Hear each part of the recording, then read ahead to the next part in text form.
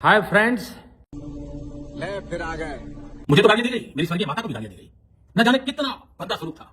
Tear gas बरसा तो क्या हुआ, लाठियां पड़ी तो क्या हुआ, गोलियां पड़ी तो क्या हुआ, पैलेट गन चले तो क्या हुआ, लेकिन गाली। मैं भी मात्र 15 साल की हूँ। मैंने जो करा वो माफ़ी के लायक नहीं था। मैंने बहुत गंदी चीज़ें बोली है, बट ये मेरी पहली और आखिरी गलती होगी। इसके बाद मैं ऐसा कुछ नहीं करूँगी। पुराने ज़माने में भी स्कूलों में, मदरसों में बच्चों को मुर्गा बनाया जाता था और मुर्गा बनाकर उस पर ईंटें रखी जाती थी। उससे ज़्यादा बदतरीन है ये सज़ा कि मुर्गा बनाना और ईंटें रखना। इससे ज़्यादा बदतरीन है कि पूरी देश के सामने आके ये बच्ची, इसको माफ़ी मांगने के लिए मजबूर किया जा रहा है। आज देश शर्मसार है। आधी रात को हमारे प्रधानमंत्री सीना फुलाकर सेल्फी मोड में वीडियो अपना रिकॉर्ड करते हैं और कहते हैं कि मैं तुम्हें माफ़ करता हूँ।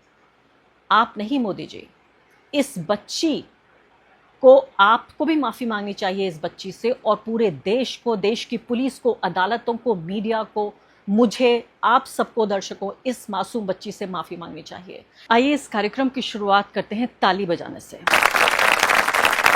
3 ताली बजा रही हूँ मैं उन मर्दों के लिए, वो मर्द जो ये देश चलाते हैं, क्योंकि वो इतने शानदार लोग हैं, इतने जानदार लोग हैं, इतने ज़बरदस्त लोग हैं, इतने बड़े मर्द हैं कि उन्होंने एक 15 साल की बच्ची को झुका दिया और हाथ जोड़कर उससे माफ़ी मंगवा ली।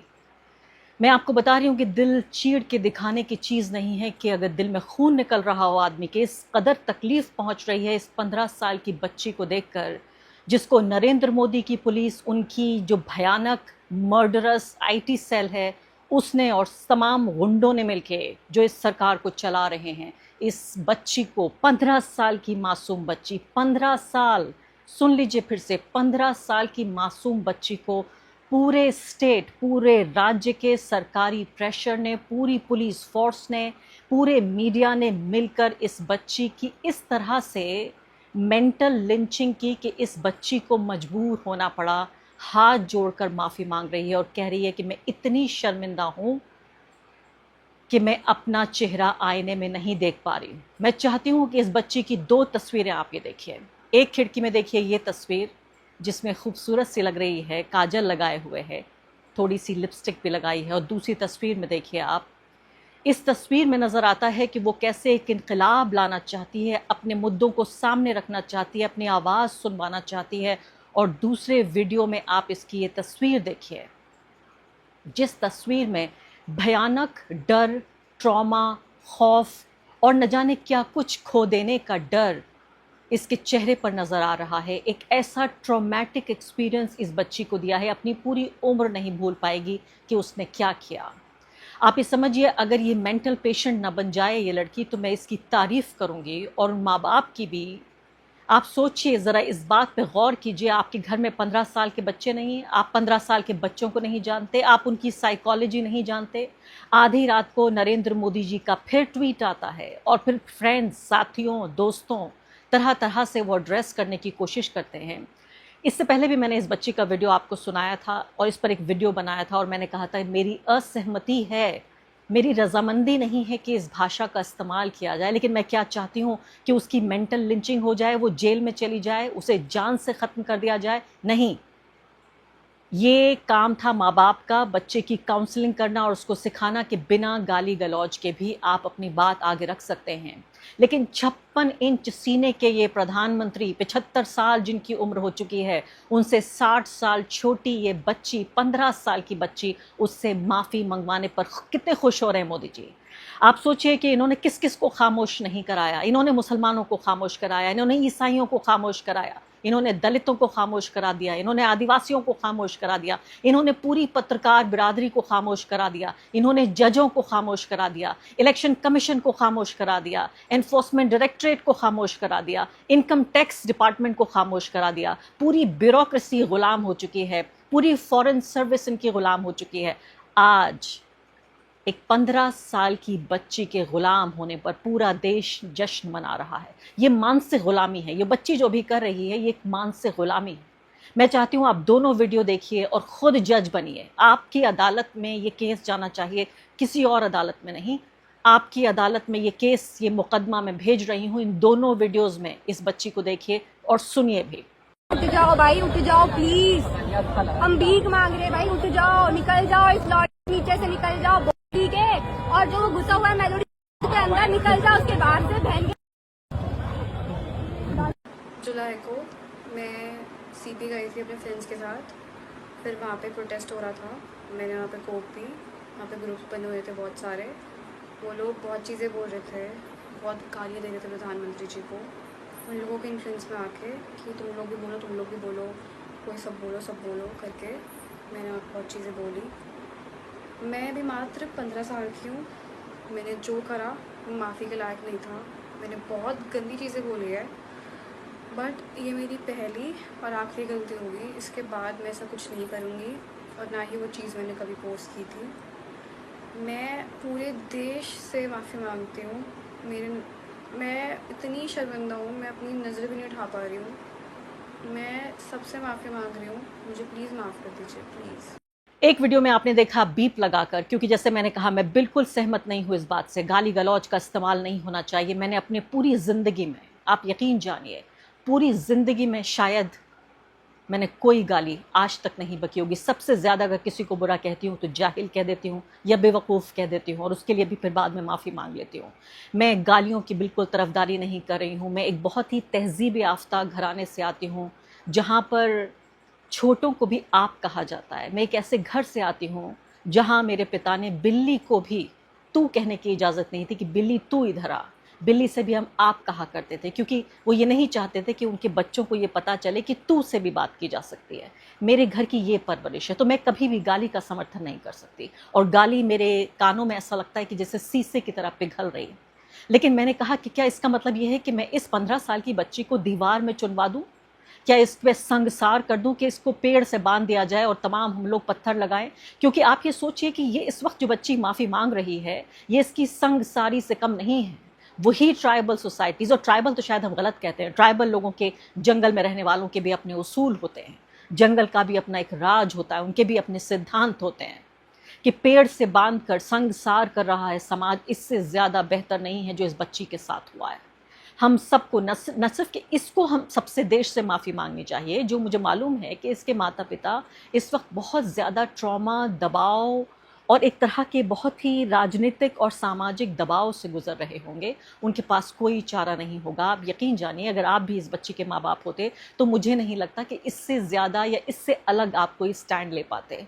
तो मुझे शिकायत उसके माँ बाप से नहीं है। बहुत छोटे से घर की बच्ची है, एक पार्लर में काम करती है। अगर कोई परिवार अपनी 15 साल की बच्ची को पार्लर में काम करने भेज रहा है तो आप उनकी आर्थिक स्थिति का भी अंदाज़ा लगाइए। आप अपने 15 साल के बच्चे को काम करने नहीं भेजेंगे जब तक कि ये आखिरी चारा आपके पास ना बचा हो कि बच्चे को मजदूरी करने भेज दें, या चाय की दुकान पे बर्तन धोता हो, या किसी पार्लर में काम करता हो, या कहीं असिस्टेंट बना हुआ हो। 15 साल के बच्चे को कोई काम करने नहीं भेजता। तो ज़रूर इस बच्ची की, परिवार की जो आर्थिक स्थिति है वो काफ़ी ख़राब रही होगी। मुझे बेहद हमदर्दी है उन लोगों से।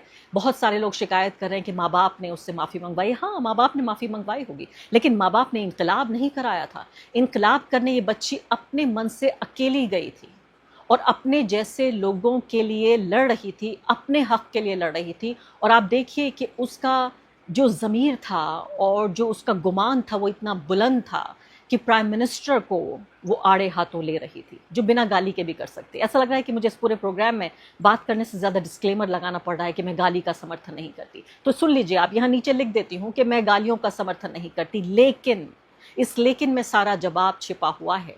ये एक बच्ची नहीं है, 4 ऐसी बच्चियाँ हैं, 4 ऐसे लोग हैं जिनसे माफ़ियाँ मंगवाई गई हैं, उनके माँ बाप को घेर कर, दबाव में लाकर।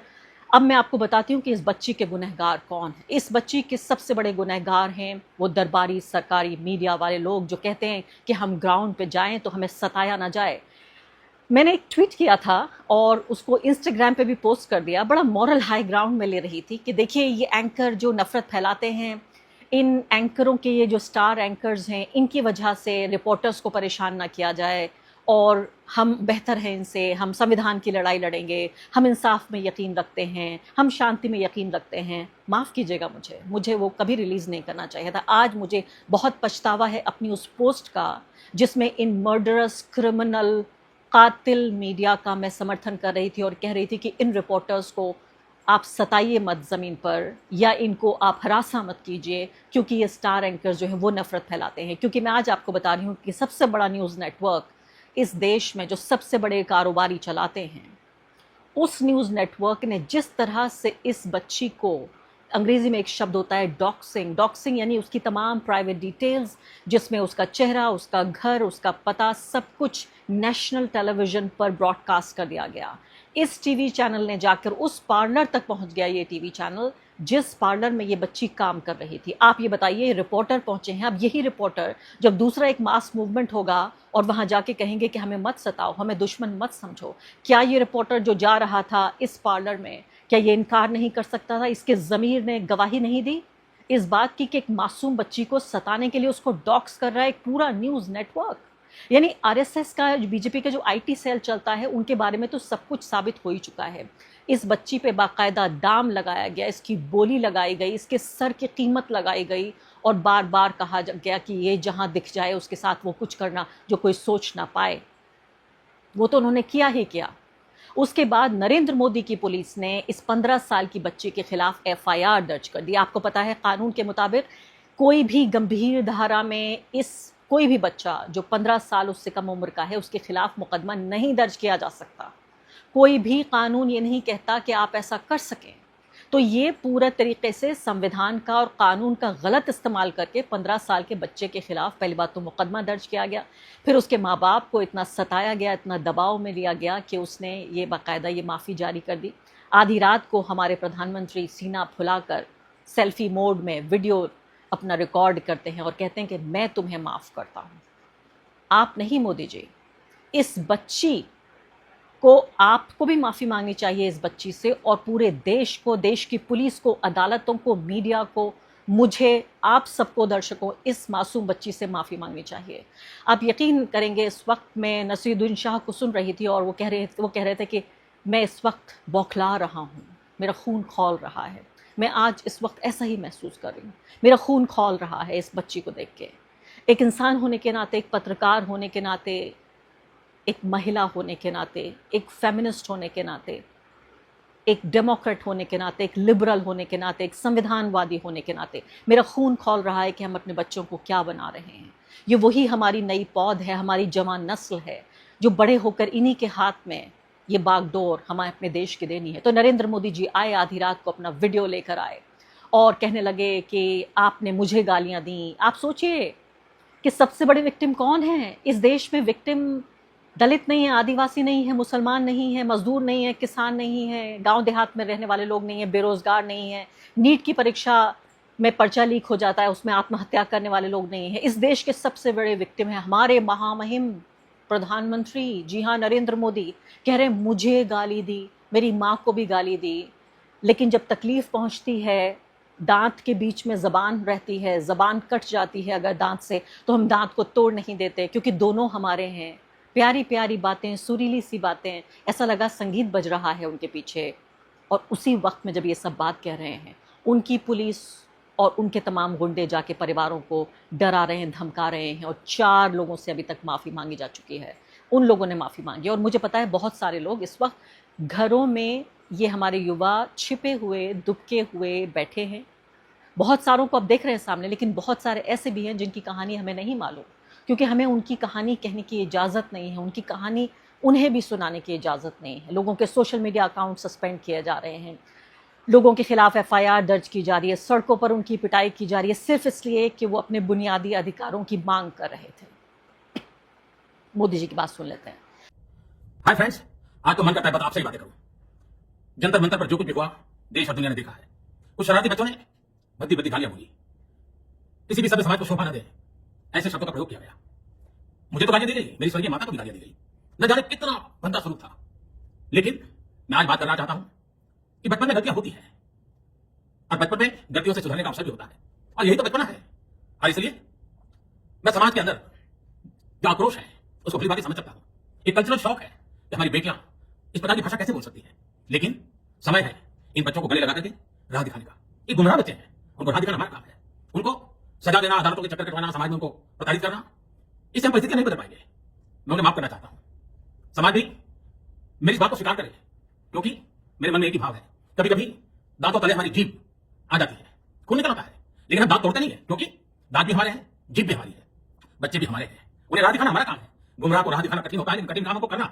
और इसलिए आओ, मैं इन बच्चों को कहता हूं, मैं चाहूं हम देश के लिए साथ मिलकर आगे बढ़े, कुछ नया सीखें, गलतियों से भी सीखें, अपने सपनों को लेकर चल पड़े। देश बहुत आगे बढ़ रहा है, आगे बढ़ने वाला है, और आपका भी आगे बढ़ना निश्चित हो, यही मेरा सपना है। मैं आपके लिए जीता हूं, आपके उज्जवल भविष्य के लिए खपता हूं। आओ हम मिलकर के देश को आगे बढ़ाएं। बहुत बहुत धन्यवाद दोस्तों। बस आओ, गलतियों से सीखो, आगे बढ़ो। आपने नरेंद्र मोदी को सुना, कितने बेचारे, कितने प्यारे हमारे प्रधानमंत्री। सोचिए, इतने बड़े विक्टिम हैं, वो कह रहे हैं मैं माफ़ करता हूँ। पहली बात तो युवाओं को बच्चा कहना, ये बड़ी ही अजीब सी बात है, मुझे कभी हजम नहीं हुई ये बात। आपके बच्चे नहीं हैं, ये सिटीजन हैं, इस देश के नागरिक हैं, इनको अधिकार मिलना चाहिए। इसलिए नहीं कि आप इनके पिता हैं या इनके दादा हैं या इनके नाना हैं या चाचा हैं या फूफा हैं। आप इस देश के प्रधानमंत्री हैं। हम लोगों ने वोट देकर आपको प्रधानमंत्री बनाया है। हम आपकी बहनें नहीं हैं, हम आपकी बेटियां नहीं हैं, हम आपके बच्चे नहीं हैं, हम इस देश के नागरिक हैं। तो आप इस देश के पिता भी नहीं हैं, और इस देश के राष्ट्रपिता तो बिल्कुल भी नहीं है। ना आप इस देश के पिता हैं, ना आप इस देश के राष्ट्रपिता हैं। आप इस देश के सम्माननीय प्रधानमंत्री हैं। आपको अधिकार हमने दिया है इस देश को चलाने का। हमने दिए हैं इस देश के संसाधन कि आप उनको बराबरी से बांटिए। आपको सिर्फ एक काम मिला था मोदी जी, सिर्फ एक काम मिला था आपको, कि इस देश को अच्छे तरीके से इसका शासन और प्रशासन संभालिए और हमें सुशासन दीजिए। उस काम में आप बदतरीन तरीके से नाकाम हो रहे हैं और हमारे संवैधानिक अधिकारों को कुचल रहे हैं। सिर्फ एक काम आपको मिला था कि आप अच्छे तरीके से इस देश को चलाइए, इनके संसाधनों का इस्तेमाल कीजिए, देश में शांति होनी चाहिए, सबको अपने अधिकार और आज़ादी मिलनी चाहिए, और आप बदतरीन तरीके से नाकाम हो रहे हैं। तो बराए मेहरबानी ना हमारे पिता बनने की कोशिश कीजिए, ना राष्ट्रपिता बनने की कोशिश कीजिए। सिर्फ एक काम आपको मिला है, हमारे प्रधानमंत्री बनिए, प्रधानमंत्री पद की गरिमा रखिए। और सबसे ज़्यादा आखिर में जो बात मैं कहना चाहती हूँ, जैसे मैंने कहा कि मेरा दिल ज़ार ज़ार रो रहा है, मेरा दिल खून खून हो रहा है इस मासूम बच्ची के लिए, मेरी प्यारी छोटी बहन के लिए। मुझे मालूम है ये बहुत बहादुर है, और अगर ये गालियाँ नहीं बकती तो मैं और ज़्यादा इसका समर्थन कर सकती थी। और मुझे मालूम है इसने अपना सबक सीख लिया है, लेकिन इस तरह से नहीं। पुराने ज़माने में भी स्कूलों में, मदरसों में बच्चों को मुर्गा बनाया जाता था और मुर्गा बनाकर उस पर ईंटें रखी जाती थी। उससे ज़्यादा बदतरीन है ये सज़ा कि मुर्गा बनाना और ईंटें रखना। इससे ज़्यादा बदतरीन है कि पूरी देश के सामने आके ये बच्ची, इसको माफ़ी मांगने के लिए मजबूर किया जा रहा है। आज देश शर्मसार है। माफ़ करना मेरी बहन रुचिका।